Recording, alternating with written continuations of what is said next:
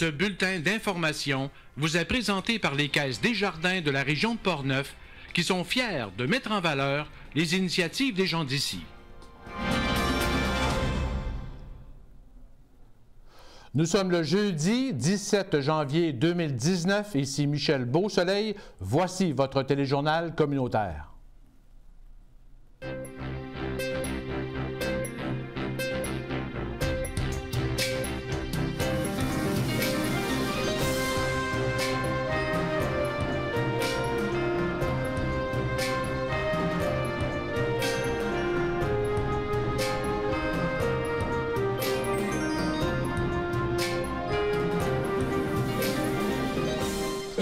Au menu cette semaine, le débordement de la rivière Sainte-Anne au centre-ville de Saint-Raymond, un défi pas facile à relever. Le maire Daniel Dion sera avec nous en studio.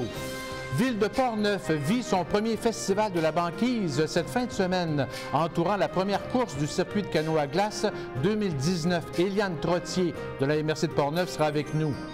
La bibliothèque de Donnacona offre maintenant un service de prêt de jeux de toutes sortes, l'atout espace ludique.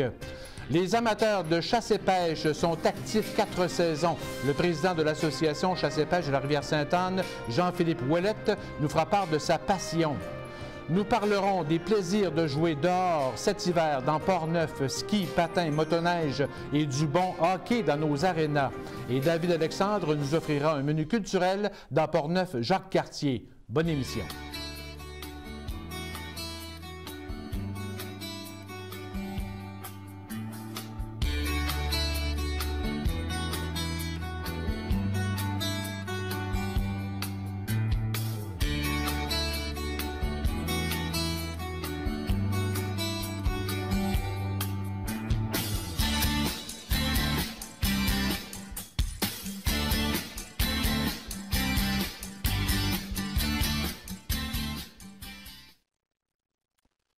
Tout d'abord, au nom de toute l'équipe de votre télévision communautaire autonome CJSR, nous vous souhaitons une bonne et heureuse année 2019 en santé et pleine de belles surprises et de bonnes nouvelles.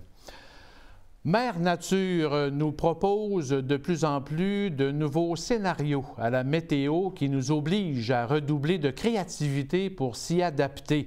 À Saint-Raymond, les chercheurs, les élus, la sécurité publique et civile, ainsi que la population riveraine sont mis à l'épreuve ces temps-ci.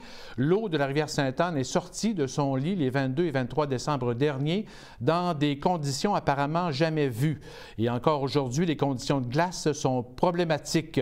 Comment on voit maintenant les choses? Pour nous en parler, nous accueillons le maire de Saint-Raymond, Daniel Dion. Bonsoir, M. Dion. Merci d'être avec nous en studio ce soir. Bonsoir, M. Beausoleil. Et bonne année à tous téléspectateurs. Merci à vous aussi. Plein de belles réalisations en 2019. D'ailleurs, il y a beaucoup de choses sur la table, effectivement. Oui. Dont le défi à relever de la rivière Sainte-Anne, pas facile parce qui est arrivé tôt cette année, au début de l'hiver, quand on dit que l'hiver commence le 21 décembre, le 22 décembre. C'était déjà très gelé. Parce oui, puis ça a commencé tôt cette année. On sait qu'il a fait froid en novembre, décembre, alors on avait déjà 2 mois. Les frais, notre couvert de glace était parfait, notre estacade flottante est en marche, toute une phrasile est à contrôler. À nouveau, l'estacade qu'on appelle le barrage d'estacade aussi, tout fonctionnait. Mais là, il a tombé 50 mm de pluie en 2 jours, pratiquement 24 heures. Puis là, c'est beaucoup trop. Alors, la rivière s'est comme vidée. Il y a eu 25 km qui est devenu à l'eau libre.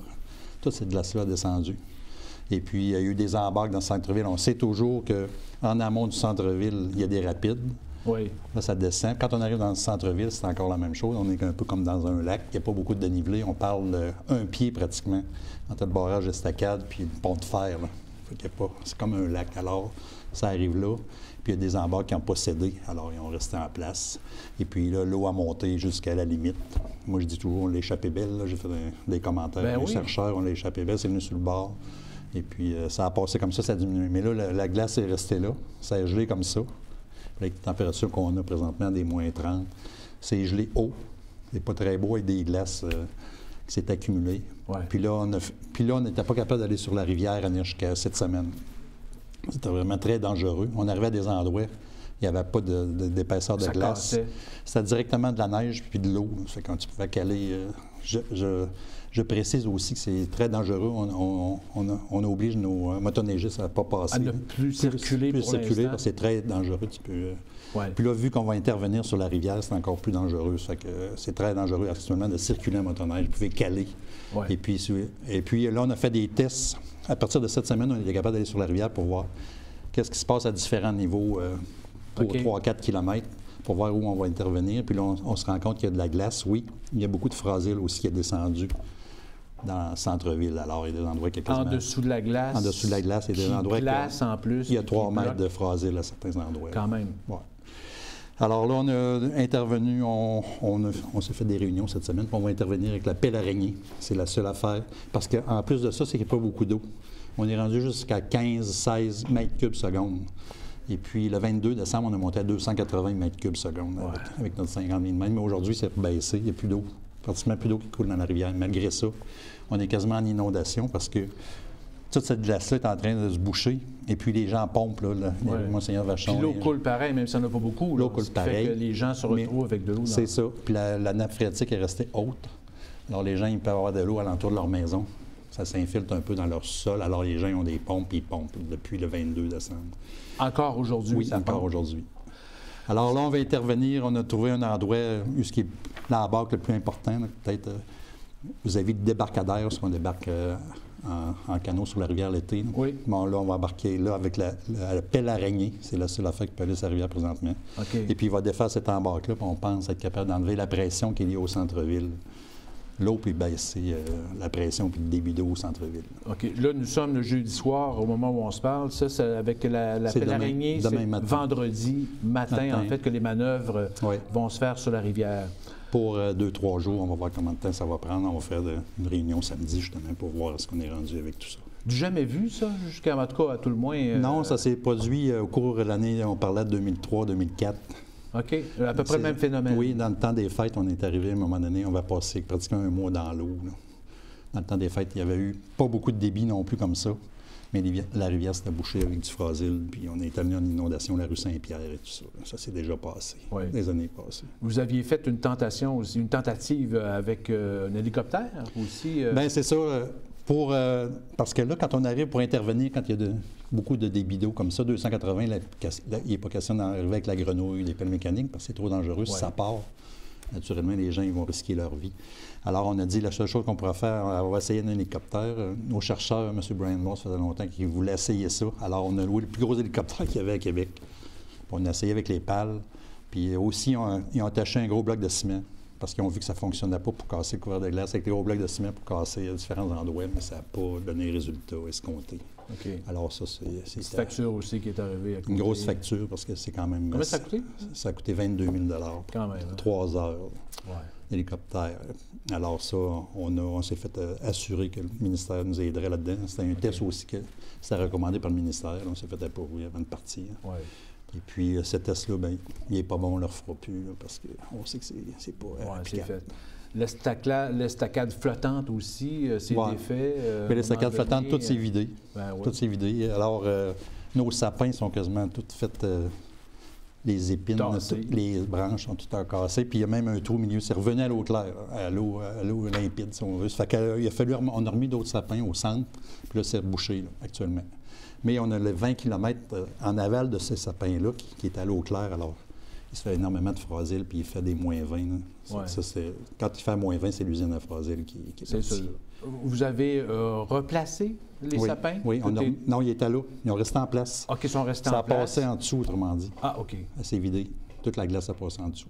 Ouais. Et puis là, on a remis des sapins au centre parce qu'il y en a qui s'étaient fait déplumer un peu. Là. Fait qu'on a remis d'autres gros sapins. Puis ça a repris le couvert de glace. Il est fait. Ouais. On a recommencé un autre hiver, autrement dit, le 22 décembre. C'est ça. C'est ça. On recommence. Puis là, l'estacade ici, au centre-ville, qui est à eau. Je parle du barrage d'estacade. Oui. Mais lui, il ne fait plus sa job parce qu'il est comme trop haut. Alors l'eau, avant ou après, il est à égalité. Alors les glaces ne se brisent plus. Puis, Scénario pas facile hein, à gérer. Et là, donc, vous allez utiliser la pelle araignée pour tenter de casser, en fait, on va faire un chenal. dans un endroit très, très précis. Un chenal dans un embarque qui est là. Ouais. Puis là, ça va enlever de la pression vis-à-vis les ponts, autrement dit, au centre-ville. Comment on voit l'avenir maintenant, là? Bien là, après ça, on va s'asseoir, réasseoir pour voir qu'est-ce qu'on va faire au printemps, là, parce que dépendant comment ça va fondre. Puis même, il peut y avoir d'autres redoux. Là, si jamais, il peut y en avoir d'autres au mois d'avril. Il peut y en avoir d'autres au mois de mars, février, il peut mouiller, en tout cas. Alors là, il faut se refaire un chenal plus loin, puis prévoir pour le printemps. On s'est justement parlé de ça cette semaine. Oui. On va s'asseoir pour on va trouver des solutions. Trouver d'autres solutions, parce que les chercheurs sont toujours avec vous, justement, pour tenter de trouver les meilleures manœuvres. Bien, justement, possibles. suite à ça, ils n'étaient pas très contents, eux autres, des résultats aussi qu'on a obtenus. Ouais. Ils n'avaient jamais vu ça dans le temps des fêtes comme ça. Là. Et puis, on a refait d'autres recommandations. On s'est rassis la semaine dernière, et puis on a refait une série de recommandations. On va faire d'autres choses sur la rivière. OK. Vous avez parlé d'un contournement à un moment donné. Oui. Après ça, on a des seuils en rocher. Parce que là, il y a eu un train de glace qui est descendu aussi. On pourrait faire des seuils en roc dans la rivière pour arrêter ces trains de glace-là. On s'est aperçu que ça serait très utile. Ouais. Puis un autre estacade flottante à 10 km. Plus près, plus près du centre-ville, qui pourrait être... Puis travailler fort sur notre estacade, notre barrage d'estacade. Oui. Est-ce que le projet de l'autre, le barrage Tembec... Bien, les autres, ils le mettent encore... on va mettre des sous pour une autre étude pour c'est plus loin. Parce qu'on le met encore dans les recommandations. Parce que ça, vous pourriez contrôler le niveau d'eau, en fait. Oui. Ça peut peut-être faciliter en bout de ligne. Actuellement, on arriverait à l'automne, on pourrait monter le niveau d'1 mètre. Puis là, ça aurait un effet jusqu'au centre-ville. Quand on arrive des affaires comme ça, on pourrait descendre le niveau pour vider la rivière, vider les glaces. Ce qu'on n'est pas capable de faire actuellement. Un citoyen au conseil de ville lundi a proposé aussi un genre de pneumatique sur les côtés pour... garder une eau quand même libre en dessous. Est-ce que ça pourrait être... Bien, c'est ça, on va l'amener aussi, on va l'amener avec les chercheurs pour chercher, mais le problème, c'est de tenir ça dans la rivière. Quand il arrive des semblants d'inondations comme ça, l'eau monte tellement. Puis là, il faut que tu tiennes ton espèce de chose qui flotte, il faut qu'elle reste là, puis il ne faut pas qu'elle parte. Alors, c'est le problème de maintenir ça dans la rivière, parce que c'est une bonne idée. Là. Si c'est assoufflé, puis quand arrive un moment comme ça, on la dessouffle, puis ça ferait notre passage d'eau. Fait que c'est une autre possibilité. Oui, c'est sûr. Est-ce que de l'eau chaude circule? Est-ce que vous... On l'a fait à partir du 7 janvier, ça, dans la rivière. Et encore aujourd'hui? Oui. Mais là, des fois comme ça fait l'effet que ça peut faire. Oui, c'est une goutte d'eau chaude dans un grand bassin glacé, là, effectivement. Donc, un bon casse-tête, un bon défi à relever encore pour la rivière. Pas trop de dégâts chez les citoyens, les riverains? Non, c'est pas si mal. Ça a touché à peu près combien de résidences, savez-vous? Bien, moi, je dirais une centaine, là, sûrement. Toute la rue Monseigneur-Vachon. Tout le monde qui pompe. Dans le sous-sol, c'est une centaine de résidences qui pompent actuellement. Puis il y en a aussi ce côté-ci. Il y a même des commerces qui pompent actuellement. Mais on travaille fort, on devrait être bon. Moi, je pense qu'on va résoudre ce problème-là à court terme. Oui, en espérant. Il nous reste 3 minutes. Parlez un peu. Qu'est-ce qu'on doit retenir du budget 2019? Bien, moi, je suis toujours sur un bon budget parce que j'ai toujours maintenu une augmentation de l'indice du coût de la vie. Ça veut dire quoi? Ça veut dire que notre budget suit les autres choses qu'on achète dans la vie, puis suit nos salaires aussi. Ça veut dire que depuis 7 ans, moi, c'est le même... C'est toujours l'indice du coût de la vie, ça fait que c'est la même proportion de ton salaire qu'il y a 7 ans. Ça fait qu'au moins, on a maintenu ça. On a des beaux projets aussi qu'on veut réaliser. À un moment donné, toutes les infrastructures qu'il faut faire un PTI de 6-7 millions pour les 3 prochaines années. Juste pour la première année. OK, pour la première année. Pour la première année. Entre autres, il y a la rue de l'Aqueduc qu'on va faire. C'est une quarantaine de maisons qui ont des faux septiques qu'on va connecter au réseau. Juste là, c'est 2 millions. On veut connecter aussi le parc industriel avec le réseau d'égouts. Différentes choses comme ça qu'on va faire aussi. Il y a 1 million de prévus justement pour la rivière, pour investir ce que je vous parlais tantôt sur la rivière qu'on veut faire avec le ministère de la Sécurité publique. Caserne et garage, les travaux vont bon train? Ça va bon train, ils vont se terminer. On nous a dit que le garage serait livré d'ici 1 mois, dans le bout du 15 février.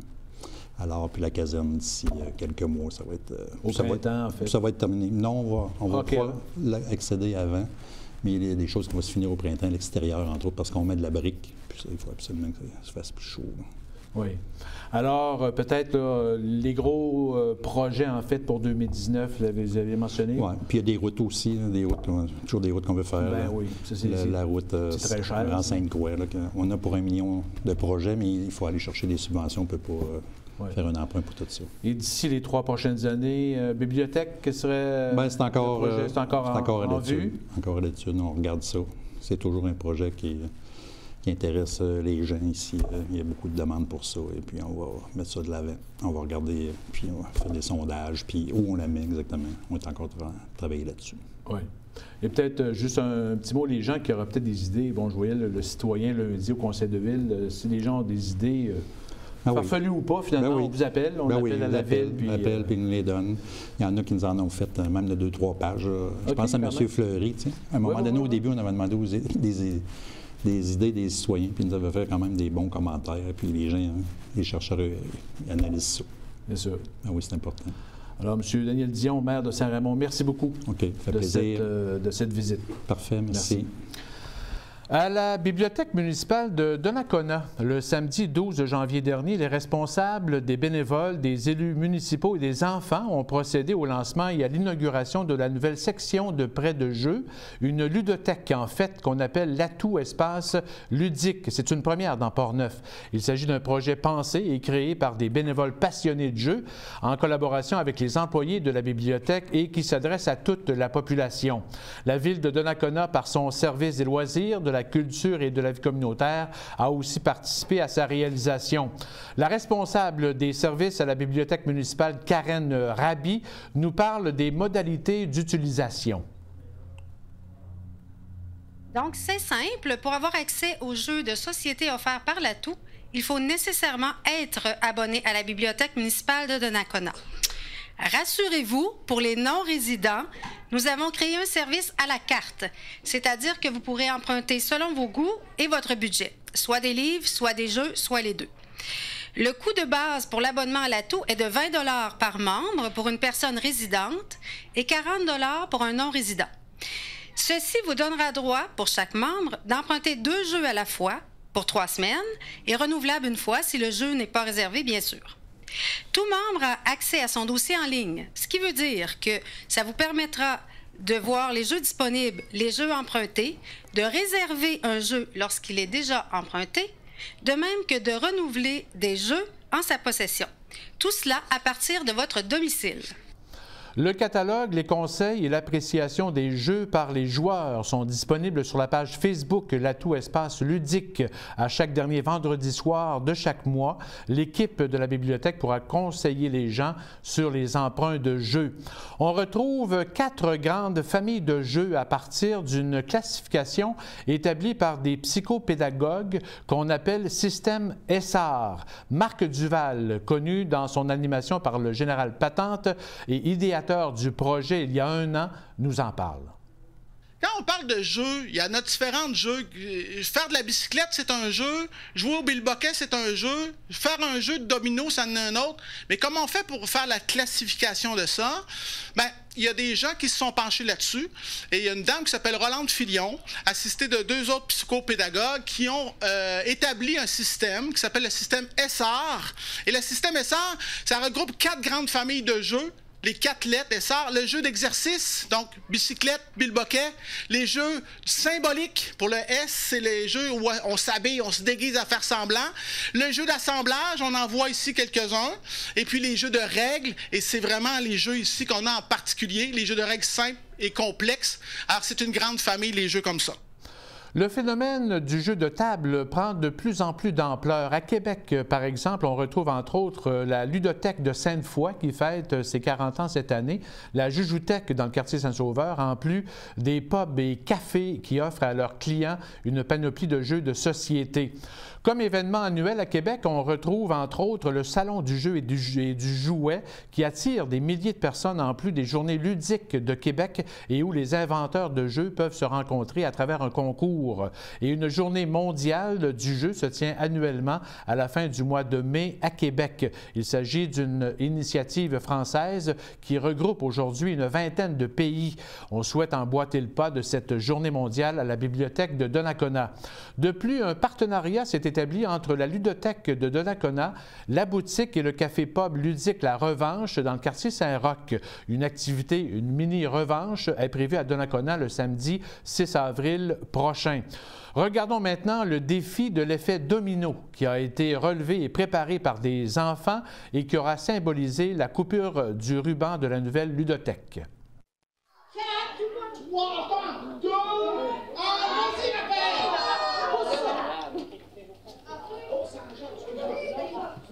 Attention, c'est pas que c'est avec les gens comme wow!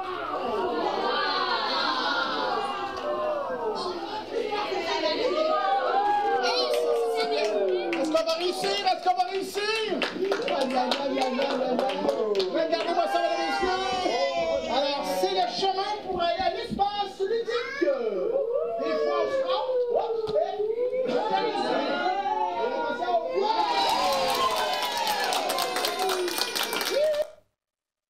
Selon l'indice de vitalité économique élaboré tous les 2 ans par l'Institut de la statistique du Québec pour le compte du ministère des Affaires municipales et de l'Habitation, 5 villes de la MRC de la Jacques-Cartier figurent parmi les 10 municipalités au Québec pour leur indice de vitalité économique le plus élevé pour l'année 2016.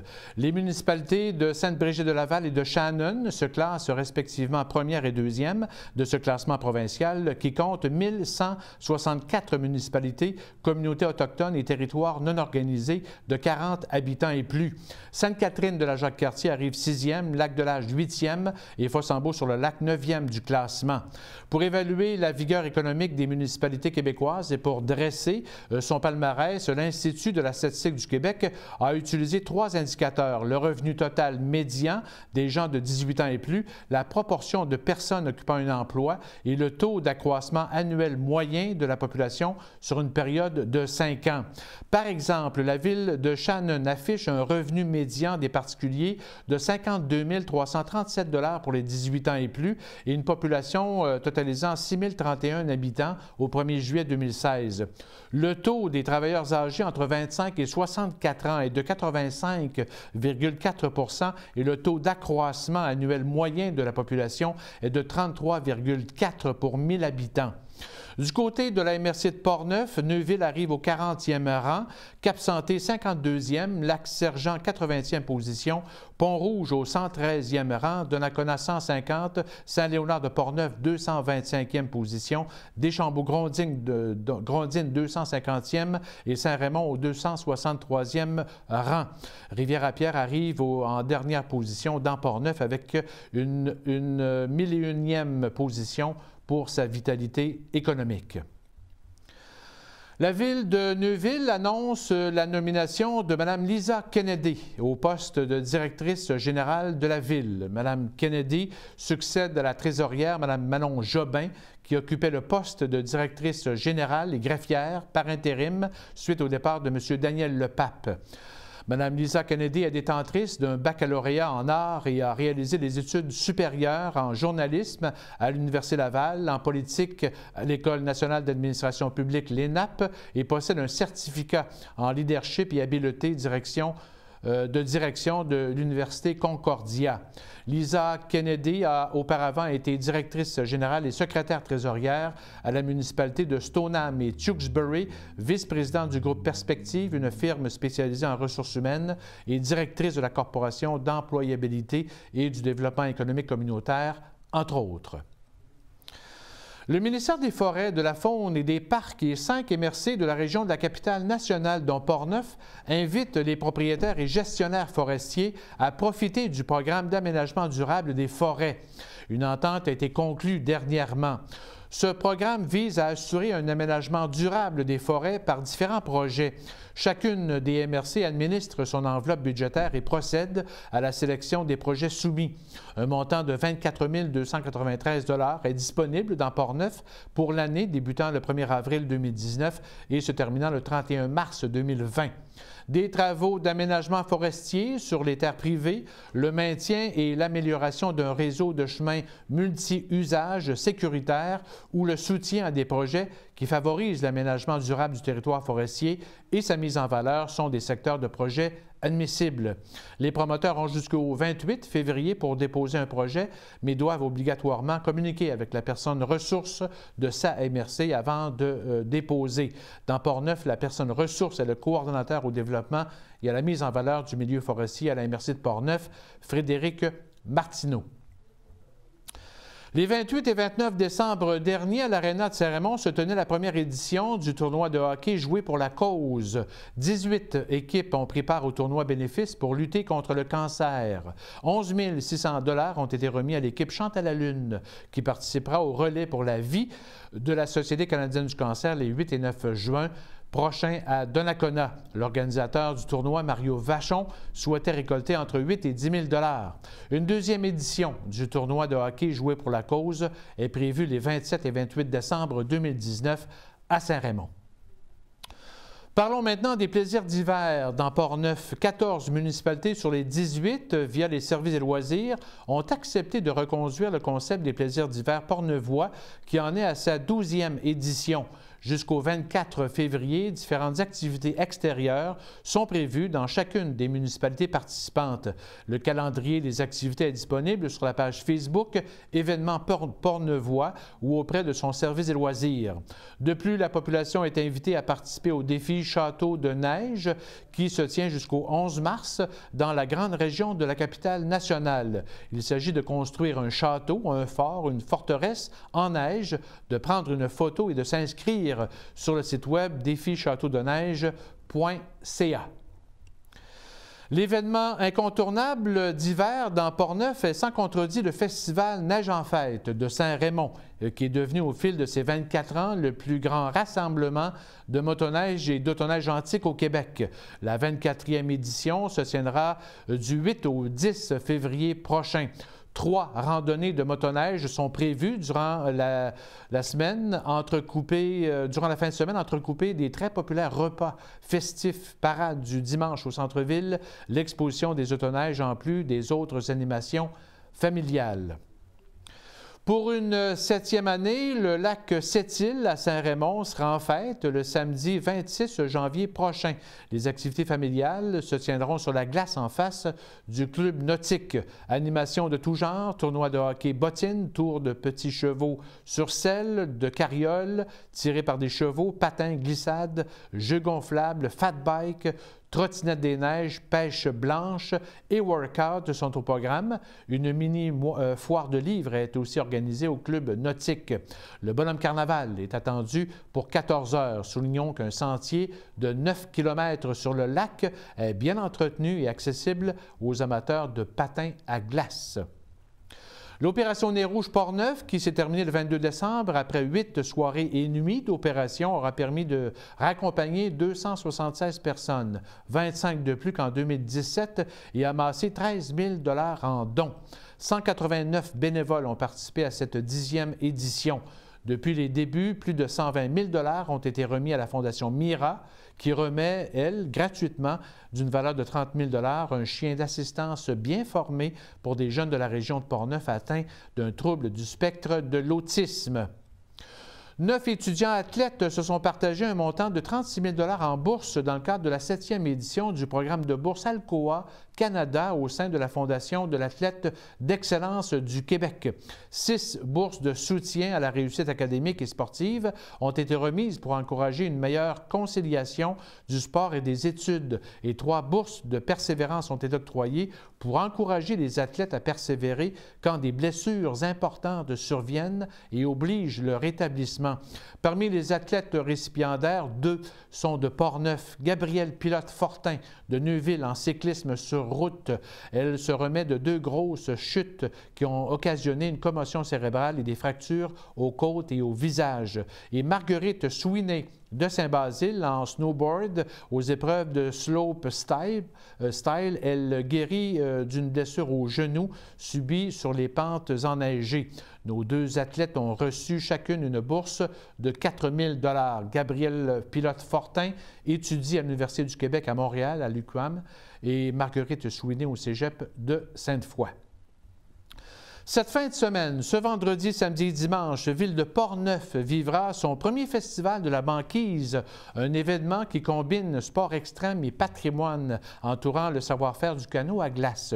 Ce samedi se tiendra la 16e édition de la course de la banquise au quai de Portneuf et en marge de cette course sur le fleuve entre Portneuf et Lobinière et qui réunira quelques 250 canotiers, la Ville et la MRC de Portneuf ont concocté une programmation culturelle, sportive et patrimoniale autour du thème. Pour nous en parler, nous accueillons en studio l'agente de développement culturel à la MRC et co-organisatrice Éliane Trottier. Bonsoir, Éliane. Bonsoir, Michel. Merci d'être avec nous ce soir. Ça fait plaisir. En plein préparatif de ce premier festival à Portneuf. Quelle belle idée. Bien, merci. D'avoir... en fait, développer le thème du canot à glace qui est particulier au Québec. Exactement, aussi, mais c'est un patrimoine qui est unique dans le monde. On retrouve ça seulement au Québec, puis on a la chance d'en avoir une activité importante chez nous, dans Portneuf. Alors, on en profite pour pousser le thème plus loin cette fois-ci.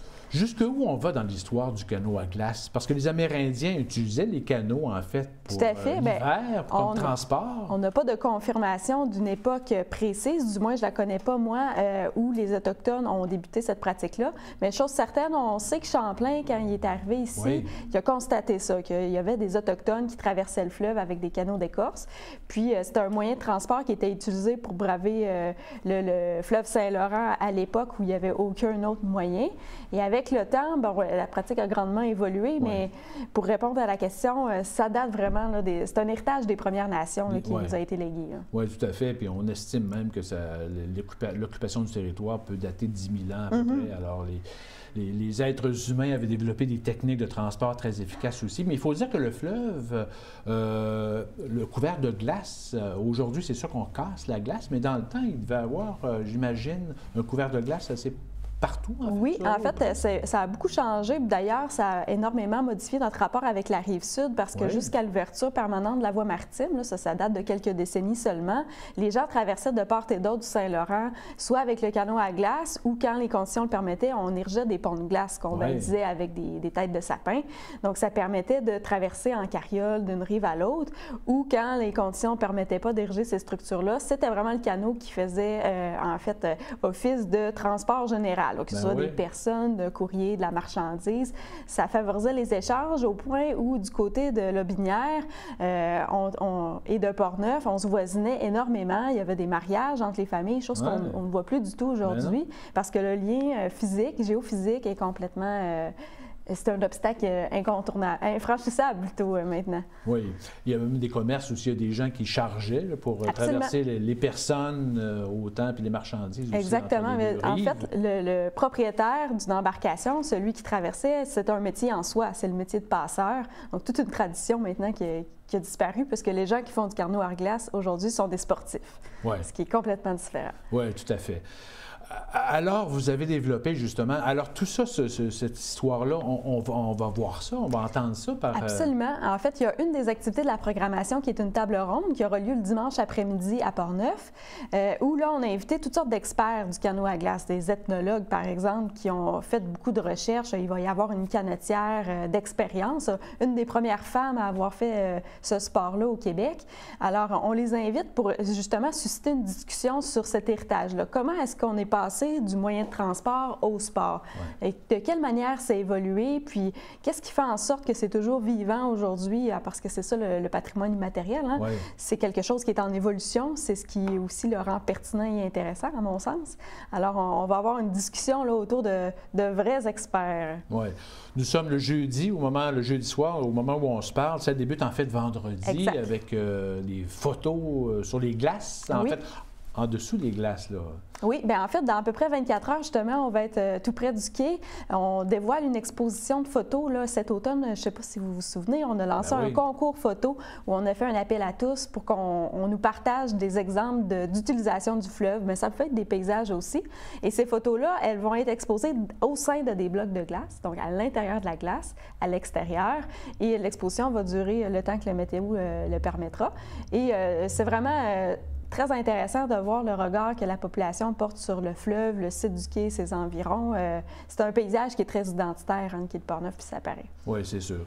Samedi, bien là, c'est la course. C'est la première course du circuit, en fait, de canot à glace au Québec. Exactement. C'est le dévoilement à Portneuf à chaque année. C'est la première étape de tout le circuit québécois. Alors, c'est une course qui est quand même importante. Un départ unique. Les canotiers sont souvent très excités, ont très hâte à cette course-là. Et cette année, on englobe, si on veut, cette course-là, sans l'occulter, bien sûr, parce que ça reste l'élément fort. Mais autour, sur le site, il va y avoir d'autres activités de l'animation qui vont permettre aux gens de s'occuper puis de rester peut-être un petit peu plus longtemps tant qu'à s'être déplacés jusqu'à Portneuf pour profiter de cet espace-là. Bon, il annonce froid, on va avoir un chapiteau chauffé pour se réchauffer, mais n'empêche, il faut quand même s'habiller chaudement. Il n'y a pas de mauvaise température, il n'y a que de mauvais vêtements. Exactement, exactement, c'est bien dit. Alors, donc, sur le site, en fait, sur le quai, là, vous avez un grand chapiteau chauffé? Oui. Alors, il va y avoir aussi des espaces à l'extérieur. On va présenter, par exemple, du graffiti sur neige. Donc, les jeunes vont pouvoir participer à ça. Il va y avoir de la sculpture sur glace. Entre autres, il y a Mathieu Fecteau, qu'on connaît bien de Saint-Léonard, qui présente une activité où on sculpte des petits verres en glace et là, les gens pourront consommer, par exemple, leur lait au chocolat dans leur verre qu'ils auront fait eux-mêmes. Alors, c'est une activité très intéressante. Et par la suite, on va inviter les gens en soirée à revenir sur le site parce qu'il y a un spectacle du groupe traditionnel, les chauffeurs à pied, qui sera présenté. Donc, eux, ils ont travaillé quand même. Non, là, on va être au carrefour de Portneuf. OK, au carrefour. Avoir un petit peu plus d'espace et encore plus de chaleur. Donc, je ne veux pas que les gens s'empêchent de venir à cause du froid. Les chauffeurs à pied, c'est un groupe qui a beaucoup travaillé la thématique du canot. Donc, j'ai hâte de voir la proposition qu'ils vont nous faire samedi soir. Est-ce qu'il faut payer pour ce spectacle? Le spectacle coûte 15 $. C'est gratuit pour les 12 ans et moins. OK. Puis on peut payer à la porte? Oui. Il y a de l'espace amplement. Oui, absolument. Mais toutes les autres activités sont gratuites. Toutes les autres activités sont gratuites. L'autre, en fait, activité qui était payante, c'est une activité qui a lieu le dimanche matin, qui est complète. C'est une activité d'initiation au canot à glace. Ah, ben oui, c'est vrai. Ça, c'est une première, ça, quand même. C'est un élément quand même important de la programmation. Parce que, bon, ce projet-là s'inscrit dans la tradition de la MRC des ouvrages de Portneuf. Donc, c'est un projet où, à chaque année, on veut transmettre un élément du patrimoine immatériel. Donc, l'activité d'initiation, d'apprendre, était très importante dans la programmation. Et là, il y a des canotiers qui sont là le samedi, qui vont rester chez nous dans Portneuf jusqu'au lendemain pour montrer aux gens qui sont inscrits, bien sûr, comment ça marche, comment est-ce qu'on fait ça de canot à glace, qu'est-ce que ça implique comme technique, comme exigence physique aussi. Alors, ils vont se pratiquer. C'est très encadré, là, je vous rassure. On les lance pas comme ça dans le fleuve. Là. Ils vont être accompagnés de canotiers d'expérience qui ont l'habitude aussi de transmettre leur savoir-faire. Les gens ont rapidement réservé leur place, j'imagine. En fait, on a dû ouvrir plus de places puis solliciter plus de canotiers pour cette activité-là. On parle de combien, là, de... On a 20 élèves. Exactement. 20. OK, quand même. Quand même. Puis ça va être toute une logistique là, d'orchestrer tout ça, là, mais vraiment, je suis très contente du succès de cette activité-là. Puis on nous a dit, en fait, que c'était très recherché parce que ça n'existe plus. Il s'en est déjà fait dans le passé, mais ça n'existe plus. Donc, il pourrait y avoir une suite, en fait. Il y a peut-être des canotiers qui pourraient peut-être développer une entreprise, si on veut. Oui, bonne idée, oui. Il y a un engouement. Parce que c'est sûr que sinon, comme dans bien des domaines là, du patrimoine immatériel, mais en particulier quand on parle de sport extrême comme ça, il faut connaître quelqu'un qui le fait pour l'apprendre. Alors là, ça a donné l'occasion à des gens qui n'avaient pas nécessairement de contact personnel au sein des équipes de canotiers de s'approprier ce patrimoine-là. Oui. Alors, en terminant, donc, ça commence ce vendredi soir. Oui. Le départ de la course... Le départ est à 10 h samedi c'est à 10 h, un départ unique, très spectaculaire à chaque année. Exactement. Alors, c'est vraiment un rendez-vous à 10 h, puis après ça, on reste toute la journée, si on veut. Le soir, On s'en va fêter. Et le lendemain, ça commence le dimanche matin. La table ronde, c'est plutôt l'après-midi. Le matin, il va y avoir des projections de films jeunesse. Et ensuite, la table ronde et des documentaires aussi en après-midi, toujours au Carrefour. Donc le dimanche, c'est plus à l'intérieur, mis à part ceux qui sont inscrits, bien sûr, à l'activité d'initiation. C'est une première dans Portneuf, mais sûrement pas la dernière? C'est ce qu'on souhaite. C'est ce que on vous le souhaite, parce que c'est vraiment une belle idée à développer. Alors, Éliane Trottier, agente de développement culturel à MRC de Portneuf, merci beaucoup et bon festival. Merci. La banquise. Merci. Le service des loisirs et de la culture de Saint-Raymond reconduit pour une deuxième année le camp de la relâche qui se déroulera du lundi 4 mars au vendredi 8 mars prochain et destiné aux enfants d'âge scolaire primaire de la maternelle à la 6e année. Des sorties dans la vallée Bras-du-Nord, au village Vacances Valcartier, aux glissades de la station de ski Saint-Raymond, au salon de quilles, au cinéma Alouette, au camp Portneuf ainsi que les activités de patin en gymnase et des jeux en salle sont prévues pour les enfants. Seulement 40 places sont offertes. Le camp se déroulera de 8h30 à 16h30, mais un service de garde est également offert entre 7h30 et 8h30. Le coût est de 130 $ pour la semaine aux résidents de Saint-Raymond et de 195 pour les non-résidents. Pour ceux qui souhaitent utiliser le service de garde, les coûts sont de 150 $ pour les résidents et 225 pour les non-résidents. Le coût comprend toutes les activités prévues. La période d'inscription se déroule du mercredi 23 janvier au jeudi 31 janvier au comptoir de l'Hôtel de Ville et par Internet en accédant au bouton « Inscription aux activités de loisirs » sur la page d'accueil du site Web de la Ville de Saint-Raymond. Le comité d'accueil de la famille réfugiée syrienne à Saint-Raymond s'attend à accueillir le couple et leurs 2 petites filles sous peu. La famille Oufane est composée de la mère, une professeure de niveau primaire, du père, un vendeur de téléphones cellulaires, et de leurs 2 petites filles âgées de moins de 4 ans, actuellement réfugiées. Le logement est maintenant loué, la maison est lavée, le linge est trié et lavé et les meubles sont presque tous trouvés. Il nous reste quelques objets à trouver pour compléter les besoins et des bénévoles pour aider à leur arrivée et même aussi durant l'année. Une liste des besoins est affichée sur la page Facebook Accueil de réfugiés, Comité de Saint-Raymond. Une réunion ouverte à tous est prévue ce vendredi 18 janvier au restaurant La Fourchette du Roi sur l'avenue Saint-Jacques de 19h à 20h. Les sorties culturelles maintenant avec David Alexandre après la pause.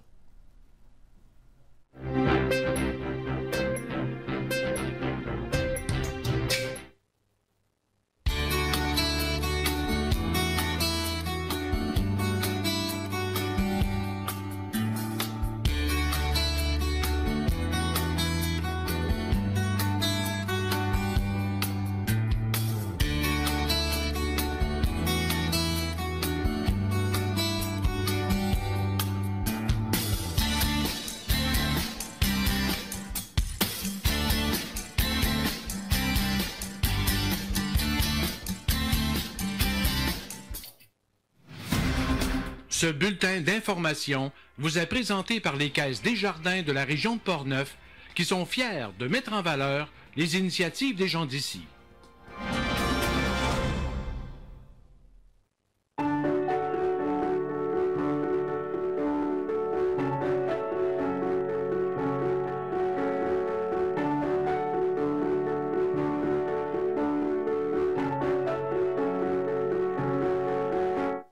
Bonsoir, laissez-moi d'abord vous souhaiter la bonne année en espérant que 2019 sera une année riche en sorties culturelles dans nos régions.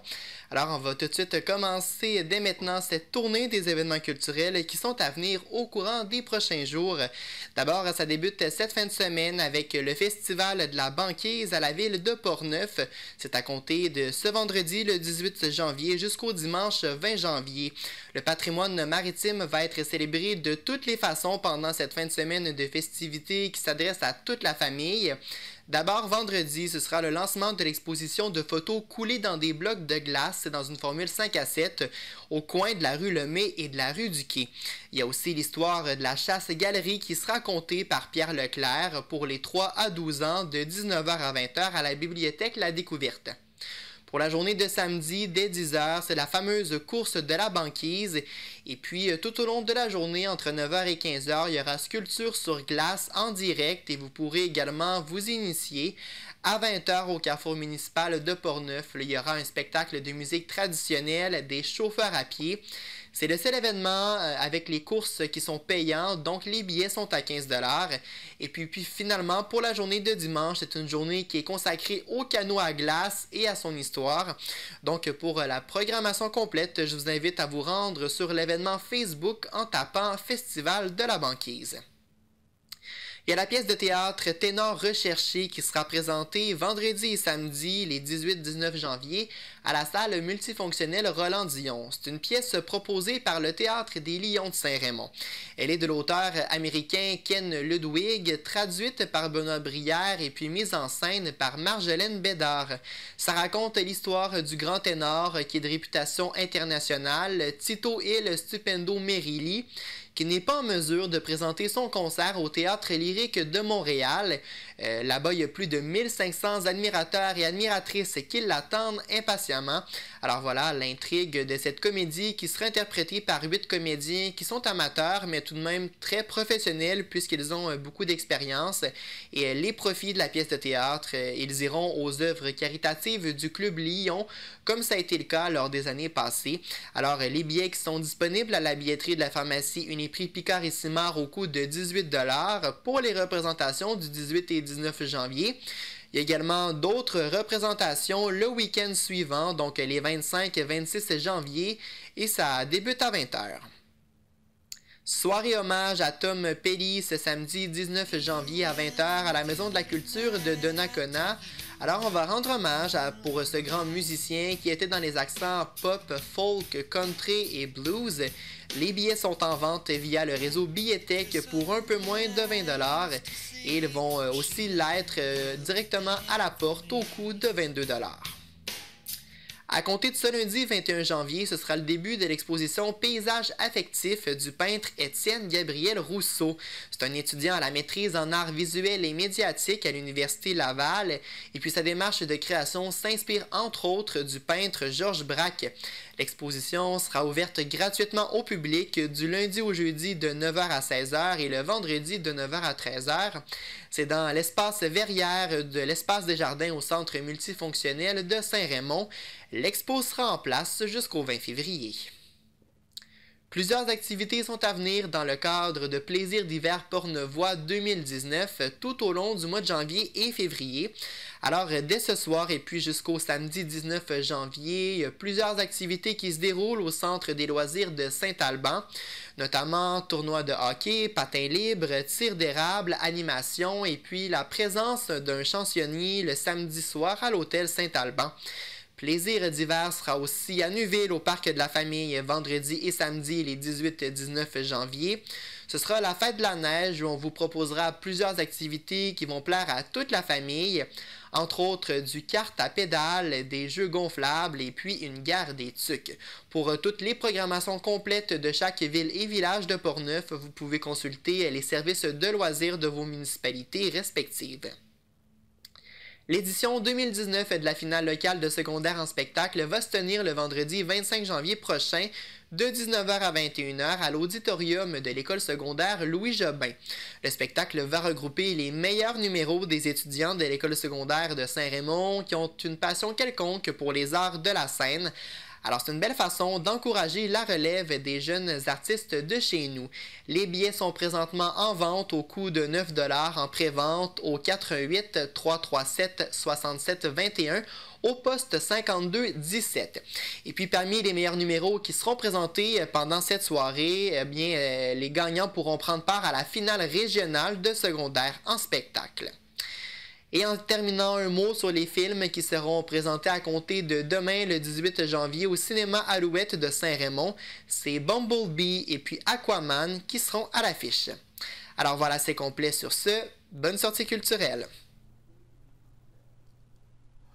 Parlons tournoi de hockey. Maintenant, le 35e tournoi de hockey midget à l'Arena de Donnacona a débuté le vendredi 11 janvier dernier et se terminera en fin de semaine. 42 équipes d'un peu partout au Québec, dont 4 de Portneuf, ont eu ou participent à cette 35e édition.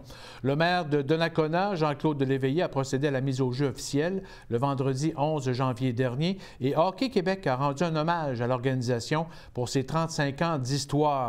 Les commandeurs 1 Pointe-Lévis ont remporté les honneurs, suivis des Dynamos de Chicoutimi. Les Hawks AWK ont terminé à égalité avec les Diablos de Donnacona-Pont-Rouge en 3e place parmi les 20 équipes de classe A. 14 équipes dans la classe B et 6 autres de classe 2B y participent cette fin de semaine.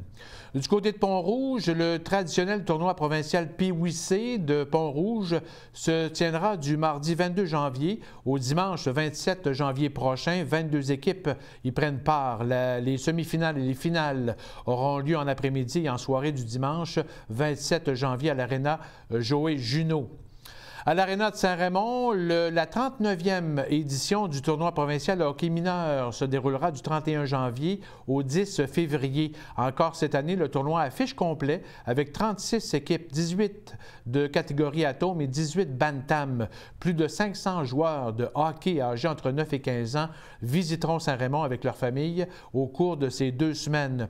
Le match d'ouverture officiel aura lieu le jeudi 31 janvier à 18h30 et opposera les Éclaireurs de Chaudière-et-Chemin numéro 2 au Lynx de Saint-Raymond dans la catégorie Atome B. Du 7 au 10 février, ce seront les équipes de catégorie Bantam qui se disputeront les honneurs. L'entrée est gratuite à l'Aréna. Il sera possible de suivre les résultats sur le web et en nouveauté sur la page Facebook du tournoi. Les amateurs de chasse et de pêche sont pour plusieurs des passionnés 4 saisons. On se regroupe pour faciliter l'organisation d'activités de tout genre et même de sensibilisation à la chasse et à la pêche pour tous les âges. À Saint-Raymond, une association persiste depuis plusieurs décennies, l'association Chasse et pêche de la rivière Sainte-Anne. Et pour nous en parler et pour nous parler aussi de sa passion, nous accueillons le président de l'organisation, Jean-Philippe Ouellette. Bonsoir Jean-Philippe. Bonsoir Michel. Merci d'être avec nous ce soir pour nous parler de ta passion justement de chasse et pêche qui date depuis un bout de temps. Ou? Depuis que j'ai l'âge de chasser, je dirais. Là. Depuis 12 ans qu'on peut chasser, que mon père m'emmène. C'est ton père qui t'a initié à la chasse? Entre autres, oui, entre autres. Puis je pense que maintenant, je vais plus souvent que lui. J'emmène tranquillement pas vite, je vais emmener mes fils aussi là-dedans. Ah oui. Qu'est-ce qui t'intéresse de la chasse? Pourquoi la chasse? Pourquoi la chasse? Ben, c'est d'être à l'extérieur, être dans la forêt, être dans la nature. C'est le thrill aussi le thrill d'abattre un animal, veut pas, c'est incomparable. Manger du gibier, manger de la viande que toi-même tué, que tu sais que c'est de la bonne viande, c'est de la viande biologique, c'est de la viande qui n'a pas un paquet d'hormones là-dedans, même affaire pour le poisson. Oui. Qu'est-ce que tu chasses et comment? Surtout chevreuil, orignal, perdrix, à l'arc surtout. OK. Fait que j'ai pris la piqûre de l'arc, je suis moins avec les armes à feu dernièrement, là, depuis 2 ans. Okay. Puis anciennement, plus à l'arbalète pour le chevreuil, parce que dans la zone 27 ouest, comme ici, c'est plus à l'arbalète qu'on chasse. Hein, OK. Pour le chevreuil. Pêche aussi, ça t'intéresse? Oui, j'ai moins le temps un peu. C'est sûr qu'avec le bénévolat que je fais, mon travail, mes enfants, je suis moins à la pêche souvent. Là. OK. Parlons de l'association qui existe quand même depuis près de 60 ans, tout près de 60 ans? L'année prochaine, on va fêter nos 60 ans. D'ailleurs, on prépare des affaires spéciales pour l'année prochaine. Okay. Fait que 59 ans cette année, effectivement. Pourquoi Rivière-Sainte-Anne, l'association Chasse et pêche de la Rivière-Sainte-Anne? Pourquoi la Rivière-Sainte-Anne? Pourquoi la Rivière-Sainte-Anne? J'imagine, je ne peux pas parler pour mes prédécesseurs, les anciens présidents qui ont fondé l'association, mais j'imagine qu'ils ne voulaient pas se limiter à la ville de Saint-Raymond en mettant la Rivière-Sainte-Anne, ça couvrait un peu plus grand territoire, c'est ce que j'imagine. Il faudrait demander à mes prédécesseurs. Oui, OK. Comme activité, quels sont les avantages à être membre justement de l'association Chasse et pêche de la Rivière-Sainte-Anne? À chaque activité qu'on fait, entre autres, c'est que ça va donner des rabais, ça va coûter moins cher aux membres. Puis ce qu'on dit au monde aussi, c'est oui, ça coûte pas cher venir dans nos activités, mais si personne ne prend leur carte de membre, c'est sûr que nous autres, c'est notre survie, c'est notre moyen de financement principal pour faire les activités, payer nos fonds de roulement, entre autres, là, pour Quelles sont les activités, justement? Bien, les activités, on vient d'en faire une en fait semaine passée, c'était le coltage de lièvre. On a initié 15 jeunes au coltage de lièvre. Okay. On va avoir le tournoi de pêche blanche le 26 en collaboration avec l'Accétil en fête. Ça devrait être quand même assez gros. Il va y avoir beaucoup de monde, ça va être le fun. On s'attend à avoir beaucoup de monde. Après ça, il y a la soirée de film chasse à pêche le 15 février à salle multifonctionnelle. Les billets sont en vente Uniprix, Pro Nature, puis alimentation du plein. Après ça, on a entretien les cabanes à canards qu'on fait quand la rivière est bonne, mais là, avec le maire en a parlé, ça sera pas viable. Peut-être qu'on n'aura pas accès à nos cabanes. Fait que c'est toujours à valider. Habituellement, on fait ça aux alentours du 17 février. Après ça, on a notre souper de camp annuel qu'on recommence. On avait arrêté depuis 2 ans qu'on le fait plus. Là, on fait une version 2.0 améliorée là, en collaboration avec le Salon Nature puis le restaurant Le Mondial. Ensuite de ça, une petite formation GPS le 11 mai. Tournoi de pêche familiale comme à chaque année au débarcadère le 8-9 juin. Après ça, un concours de tir au pigeon le 17 août. Puis notre assemblée générale comme à chaque année au 21 novembre. Qui peut être membre? N'importe qui peut être membre. Il n'y a pas de discrimination. N'importe qui peut être membre de notre association. La carte de membre est au coût de 15 $. Comme, pour l'année? Oui, pour l'année. Okay. Ça donne droit à des promotions chez Pro Nature, Pizza Pocket, puis maintenant chez Subway. Oui. On parlait tantôt de collets pour les lièvres. Vous faites ça dans la région? Oui, dans le Rang du Nord. En fait, on le fait chez nous. On a de la place un peu. Ça prend une place qu'on peut accueillir. Chez vous personnel, là? Oui. Okay. Ça prend une place pour accueillir de 15 à 20 jeunes qui s'échauffent un peu. On leur présente un diaporama, les façons de poser le collet, l'éthique du chasseur, l'éthique du trappeur, là, on va dire. Après ça, on se déplace en forêt poser nos collets. Puis le lendemain, le dimanche matin, on vient recueillir notre gibier. C'est sûr que c'est difficile de prendre des lièvres en une nuit. Mais en 10 éditions, on a 8 sur 10 qu'on a réussi à piéger du lièvre là, depuis que je le fais. Qu'est-ce qu'on peut chasser aussi au collet dans le bois? Au collet, c'est le seul animal que tu peux colleter avec un permis de chasse. Okay. Si tu veux t'en aller dans le trappage, ça prend tes cartes de trappeur. Puis là, on tombe dans une autre catégorie que je pourrais vous parler plus tard. OK. Mais pour la question de chasse, c'est le seul animal que tu peux piéger avec un permis de chasse. Puis quand on fait du trappage, ça peut aller j'imagine, au renard? Ah oui, bien là, les trappeurs dans la région, ils vont prendre surtout coyote, renard, le lynx, le loup. Mais sur notre association, c'est plus chasse et pêche. On s'occupe moins du piégeage parce que c'est carrément un autre domaine avec beaucoup de particularités là, qui est vraiment différent à la chasse. Oui. Est-ce que vous êtes plusieurs membres actuellement? Actuellement, on est en fin d'année, puis notre première activité qu'on récolte des membres, c'est au tournoi de pêche blanche. Okay. Fait que l'an passé, on s'est rendu à peu près à 200 membres. On s'est amélioré beaucoup là, parce que les dernières années, on manquait de bénévoles, on a réussi à recruter un peu, puis c'est beaucoup mieux. Oui. Est-ce qu'actuellement, vous manquez de bénévoles? Est-ce que des gens peuvent s'intégrer à votre groupe? Ça va quand même bien au niveau des bénévoles, niveau terrain. C'est sûr, du monde, ce qui est dur à trouver un bénévole, c'est un bénévole qui fait de la paperasse, qui va faire des demandes de subventions. Ça, c'est plus dur à trouver. C'est plus complexe. Pour monter des kiosques, pour être là à la journée de l'activité, c'est plus facile à trouver. On en a quand même suffisamment. On a même des listes d'attente. Ouais. Fait que non, à ce niveau-là, ça va quand même assez bien. Puis on s'implique beaucoup, on met beaucoup de temps. Est-ce que les jeunes, est-ce que ça devient populaire de plus en plus pour les jeunes ou au contraire? Bien, on n'a pas de la misère à remplir nos activités. Quand on fait une annonce là, comme coltage de lièvre ou même au tournoi de l'été, on initie une cinquantaine de jeunes, on leur donne chacun une canne à pêche, chacun un permis de pêche. C'est facile, on met un message sur Facebook, puis en dedans de 2 jours, on remplit notre liste, c'est pas long. Là. Mais c'est sûr que généralement, la chasse puis la pêche, les dernières années, ça a diminué les adeptes. Fait que c'est sûr que c'est notre mission aussi de faire sortir les jeunes. Comme je dis toujours, moi, ma mission est accomplie. Si je réussis à sortir 2-3 jeunes par année puis de leur donner ma passion puis qu'ils lâchent leur console vidéo pour 15 minutes, ben moi, je pense que ma job est faite. C'est sûr. Et en terminant, comment on fait justement pour être membre de l'association Chasse et pêche de la Rivière-Sainte-Anne? Venez à nos activités. Dans le fond, le 26, là, on va vendre des cartes de membres sur place. À l'Accétil? Oui, on vend des cartes de membres sur place. À l'Accétil en fête? Exact. OK. Alors, vous allez être là pour... Oui, on va être là. On vend des cartes de membres. Puis, à la pêche blanche, là, on a dit qu'on va fournir chacun une brimballe, chacun un trou pour chaque personne qui va venir jusqu'à temps qu'on n'en ait plus. OK. Puis ça va être gratuit. C'est juste pour mousser l'activité. Parce que, comme je dis, le but premier, c'est pas de ramasser de l'argent. C'est vraiment de faire triper les jeunes, puis les initier, puis de leur donner notre passion.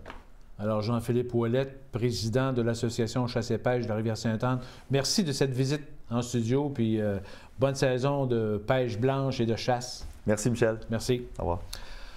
Parlons en terminant du centre de ski Saint-Raymond. Après le doux temps et la pluie d'avant Noël, les bonnes conditions de ski auront repris place et un nouveau record d'achalandage a été enregistré pour une journée. Plus de 930 personnes ont profité du site le vendredi 4 janvier dernier. L'an dernier, on avait enregistré plus de 800 personnes dans une journée à quelques reprises durant la saison, ce qui constituait des records. Soulignons qu'avec les 2 pistes nouvellement éclairées, la session de ski ajoute le jeudi soir pour les amateurs de glisse de 16h à 21h. Les amateurs de ski peuvent donc s'amuser sur les pentes les mercredis, jeudi de 16h à 21h ainsi que le vendredi de 13h à 21h et les samedis et dimanches de 10h à 21h.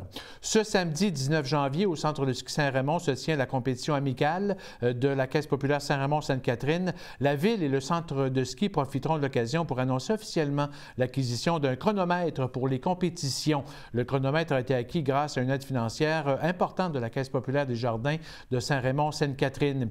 Et un petit mot en terminant pour dire que le gouvernement du Québec annonce une contribution de 9 500 $ à la MRC de Portneuf pour la réalisation d'une étude en vue de l'implantation de sentiers sur le littoral du fleuve Saint-Laurent dans Portneuf dans le cadre du projet Promenade du Saint-Laurent.